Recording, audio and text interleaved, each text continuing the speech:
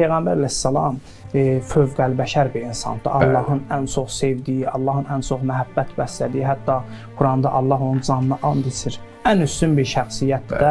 Bəli, bəzən bizim üçün çox çətin olur. Bizə irad tuturlar ki, siz imamlardan çox danışırsınız, Peyğəmbərdən danışmırsınız. Onun nəticəsi budur ki, Peyğəmbər əleyhissalam çox üstün bir şəxsiyyətdir. Biz gərək Əhl-i-Beytlə məhəbbətimizi, rabitəmizi çoxaldaq ki, Peyğəmbər əleyhissalama gedək çataq. Tutuma malik olmaq lazımdır.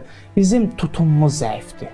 Yəni bizim tutumumuz o qədər deyil ki, biz hələ qalxaq Peyğəmbərlə. Biz hələ öz dövrümüzdə alimlərə baxaq.